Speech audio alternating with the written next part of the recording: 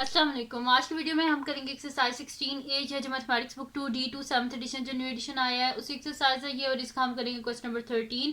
इसे जो पिछले क्वेश्चन से पहले करवा चुकी हूँ उसका लिंक मैं डिस्क्रिप्शन में दे दूँगी, आप वहाँ से देख लीजिएगा। और अगर अभी तक आपने मेरा चैनल सब्सक्राइब नहीं किया तो उसको सब्सक्राइब कर दीजिए और बेल आइकन को लास्ट में प्रेस कर दीजिएगा ताकि आपको न्यू आने वाली वीडियोस के बारे में पता चल सके। और जो मेरा सेकंड चैनल है जिसके बीच में मेरी कुकिंग की, क्राफ्ट्स की और रिडल्स की वीडियोस हैं उसका लिंक पे डिस्क्रिप्शन में, उसको भी सब्सक्राइब कर दीजिएगा। और जो मेरी बहन का चैनल है उसका लिंक पे डिस्क्रिप्शन में, उसको भी सब्सक्राइब कर दीजिएगा। तो स्टार्ट करते हैं। क्वेश्चन नंबर 13 है हमारे पास कि the results of mathematics examination of two secondary two classes are recorded in the table. अब ये रिजल्ट है, दो क्लासेस है उनका। तो कह रहे हैं represent the two sets of data by back to back stem and leaf diagram. हमने स्टेम एंड लीफ डायग्राम में इसको रिप्रेजेंट करना है डाटा को। सेकंड वो कह रहे हैं find the percentage of students who score distinctions, कितने स्टूडेंट्स हैं जिनकी डिस्टिंक्शंस आई हैं। और थर्ड पार्ट में वो कह रहे हैं कि आप बताएं कि किस जो क्लास है उसने बेटर परफॉर्म किया है। ठीक है, तो यहाँ पे फिर हम स्टार्ट कर लेते हैं। सबसे पहले तो इसके स्टेम और लीफ डायग्राम बना लेते हैं। तो मैं यहाँ पे लिख लेती हूँ solution first part, solution first part. ठीक है, तो स्टेम एंड लीफ डायग्राम हमने बनानी है। तो यहाँ पे कर लेते हैं हम इसके मिडल में ऐसे मैं लाइंस ड्रॉ कर लेती हूँ। ठीक है, तो अब यहाँ पे हम बना लेते हैं स्टेम एंड लीफ डायग्राम। यहाँ पे मैं लिख लेती हूँ ये स्टेम है मेरे पास, और बैक टू बैक यानी कि एक तरफ क्लास ए होगी और एक तरफ क्लास बी होगी। तो मैं यहाँ पे लिख देती हूँ लीव्स ऑफ या लीव्स फॉर क्लास ए, और यहाँ पे लिख देते हैं लीव्स फॉर क्लास बी। ठीक है, ये हो गया। अब क्या कर लेते हैं, इसको नीचे लिख लेते हैं हम। ठीक है, सबसे पहले देख लेते हैं कि कहाँ से स्टार्ट हो रही है हमारे पास। तो अगर क्लास ए में देखें तो मुझे यहाँ पे सबसे छोटा क्या लग रहा है, 31 लग रहा है। तो मैं यहाँ पे लिख दूंगी 3 और इसका 1 इस साइड पे। फिर इसके बाद देखते हैं 31 के बाद मुझे क्या यहाँ पे नज़र आ रहा है। 31 के बाद है 39। ठीक है, तो 3 ये हो गया और 9 इसका ये लिख दिया मैंने। अब 40 वाली साइड पे जाते हैं। तो यहाँ पे मेरे पास क्या लिखा हुआ है, ये 45 है एक दफ़ा, ये 2 दफ़ा, फिर मेरे पास कितनी दफ़ा लिखा हुआ है 45 2 दफ़ा ही है। तो 4 5 5। अब 45 से बड़ा देख लेते हैं क्या लिखा हुआ है हमारे पास। तो 45 के बाद यहाँ पे लिखा हुआ है 47। ठीक है, तो मैं यहाँ पे लिख देती हूँ 47। अच्छा, अब देख लेते हैं क्या है 47 के बाद। 48 भी नहीं है, 49 भी नहीं है। अब 50 की तरफ जाते हैं। तो 50 ये एक दफ़ा लिखा हुआ है मेरे पास और ये दूसरी 2 दफ़ा, यानी कि मैं यहाँ पे लिख देती हूँ 5 0 0। ठीक है, 2 दफ़ा 0 लिखा हुआ है। फिर आगे देख लेते हैं कुछ और है मेरे पास 50 की लाइन में। तो ये 55 है मेरे पास, तो 5 तो ये लिखा हुआ है, तो 5 यहाँ पे लिख देते हैं। 5 0 50 5 0 50 5 5 55। ठीक है, ये हो गया 55। अच्छा, अब इसके बाद क्या है मेरे पास, देख लेते हैं 59 है। ठीक है, तो 5 और साथ में यहाँ पे लिख लेते हैं 9 59 5 9 59। अच्छा, उसके बाद अब 6 में आ जाते हैं हम लोग। तो 6 में देख लेते हैं। तो मेरे पास यहाँ पे है जी 60 देख लेते हैं।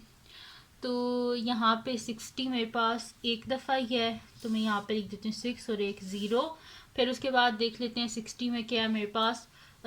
60 मेरे पास है, यहाँ पे देख लेते हैं 63 है। ठीक है, तो ये 63 है, तो यहाँ पे 6 लिख दिया और 3 ये लिख लिया। 63 हो गया। 63 के बाद देख लेते हैं क्या मेरे पास 66 है, तो यहाँ पे लिख लेते हैं 6 और 6 66। फिर उसके बाद एक दफ़ा ये 68 लिखा है और एक दफ़ा ये 68 लिखा है, तो 2 दफ़ा 8 लिख देते हैं। ठीक है, 68 68। फिर ये 69 लिखा हुआ है मेरे पास। ठीक है, तो यहाँ पे हो जाएगा 6 और ये वाला 9 69। फिर उसके बाद 70 पे आ जाते हैं। तो मेरे पास लिखा हुआ है ये एक दफ़ा ये 70 है और एक दफ़ा ये 70 है, 2 दफ़ा 70 है, तो 7 0 0। ठीक है, और देख लेते हैं 7 की लाइन में कुछ है मेरे पास। तो यहाँ पे है 77, तो एक दफ़ा ये 7 हो गया और एक 7 ये लिख लिया। ठीक है, इसको थोड़ा सा लंबा कर लेते हैं इस लाइन को। ठीक है, अब यहाँ पे मैं लिख लेती हूँ 8। देख लेते हैं 8 में हमारे पास क्या है। यहाँ पे मेरे पास है 85, तो 8 ये हो गया और 5 ये लिख दिया। 85 में एंड में की भी लिख दूँगी, कैसे मैंने लिख रही हूँ। फिर उसके बाद क्या है मेरे पास, अब लास्ट ये वाला रह गया 98, तो यहाँ पे 9 और ये 8, 98। ठीक है, और की मैं यहाँ पे लिख देती हूँ कि हमारे पास क्या है, अगर लिखा हुआ है ना किसी का 4 और 1 लिखा हुआ है तो उसका मतलब है 41 मार्क्स है उसके की, यानी कि अगर 3 और 1 लिखा हुआ है तो उसका मतलब है कि 31 मार्क्स। ठीक है, जैसे कि ये 3-1 लिखा हुआ है तो 3-1 अगर लिखा है उसका मतलब है 31 मार्क्स हैं। तो ये मैंने की भी नीचे लिख दिया। अच्छा, अब चलते हैं इसके जो क्लास बी है उसकी तरफ। क्लास ए कंप्लीट होगी, क्लास बी की तरफ चलते हैं। तो यहाँ पे मेरे पास क्या लिखा हुआ है, इसमें 30 की लाइन में कुछ भी नहीं है, 42 है, तो ये 4 हो गया, तो 2 इस साइड पे लिख लेते हैं।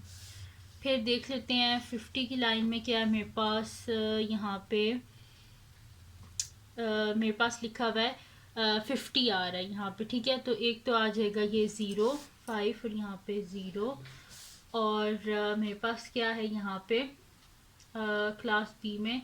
अच्छा, ये 68, ये 55 है, सॉरी मैंने गलती से इसको 50 लिखा हुआ है, ये 55 है। ठीक है, तो मैंने यहाँ पे से 55 कर दिया और इसको 0 को यहाँ से हटा देते हैं और यहाँ पे मेरे पास क्या आ जाएगा, 5 आ जाएगा, 55। ठीक है, क्योंकि मैंने गलती से यहाँ पे लिखा हुआ था 50, ये 55 है।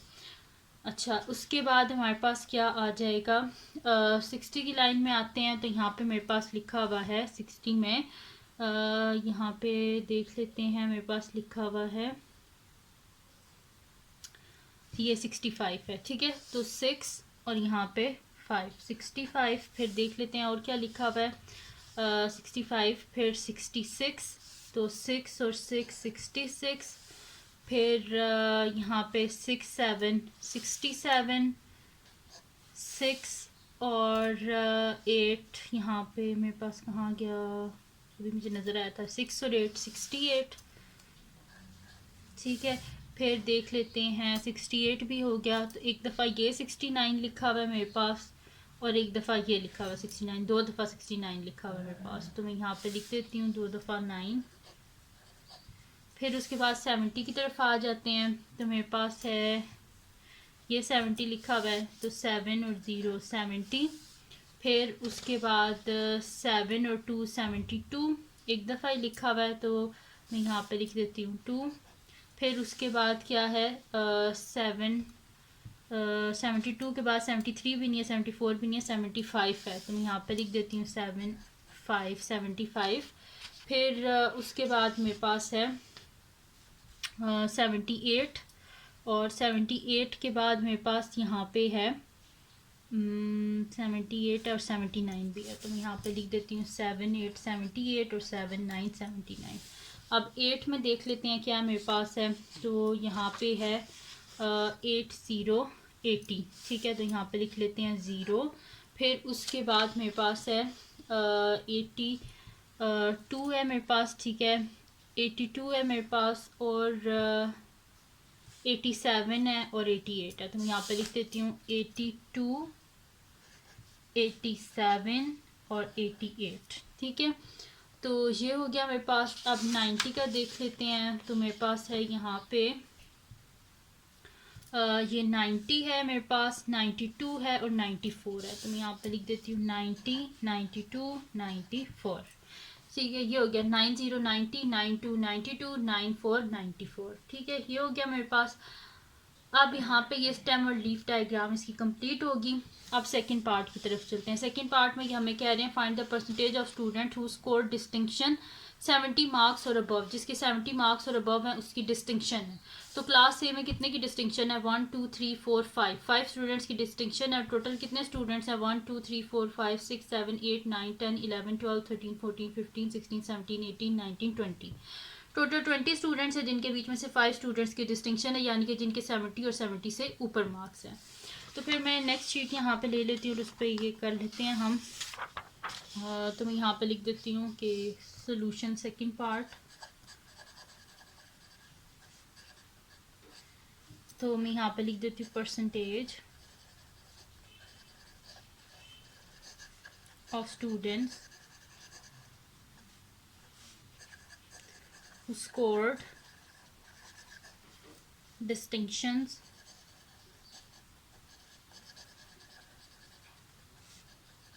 in class A is equals to कितने हैं स्टूडेंट्स यहाँ पे 1 2 3 4 5 स्टूडेंट्स हैं टोटल स्टूडेंट कितने हैं 20 और परसेंटेज निकालनी है इस वजह से 100% से मल्टीप्लाई कर देंगे तो 5/20 और मल्टीप्लाई बाई यहाँ पे 100% है तो ये 0 और 0 की कटिंग होगी 2 1 ज़ा 2 2 5 ज़ा 10 तो 5 5 ज़ा क्या हो जाएगा 25 और साथ में परसेंट यानी कि 25 स्टूडेंट्स हैं 25% स्टूडेंट हैं क्लास ए में जिनकी डिस्टिंक्शन है।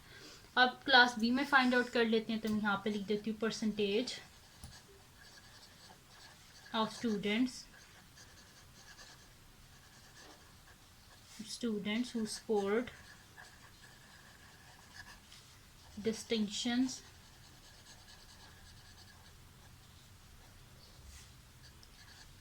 इन क्लास बी। ठीक है तो कितने स्टूडेंट्स हैं जिनके डिस्टिंक्शन आई है तो यहाँ से काउंट कर लेते हैं 1 2 3 4 5 6 7 8 9 10 11 12 स्टूडेंट्स हैं तो मैं यहाँ पे लिख देती हूँ 12 divided by total number of students कितने हैं 20 मल्टीप्लाई बाय 100%। ठीक है 0 और 0 कैंसिल आउट 2 5 से 10 ठीक है तो 20 इंटू 5 और साथ में परसेंट 25 से क्या होता है 60% यानी कि 60% स्टूडेंट्स हैं जिनकी डिस्टिंक्शंस आई हैं क्लास बी में। तो ये हो गया इसका सेकंड पार्ट। अब चलते हैं नेक्स्ट पार्ट की तरफ थर्ड पार्ट में उन्होंने हमसे कहा था कि विच क्लास परफॉर्म बेटर किसने ज़्यादा अच्छा परफॉर्म किया। जाहिर सी बात है क्लास बी ने अच्छा परफॉर्म किया क्योंकि इसमें 60% स्टूडेंट्स ऐसे हैं जिनकी डिस्टिंक्शन आई हैं। तो वही चीज़ मैं यहाँ पे लिख देती हूँ सोल्यूशन थर्ड पार्ट। तो यहाँ पे लिख देते हैं class be performed better in the examination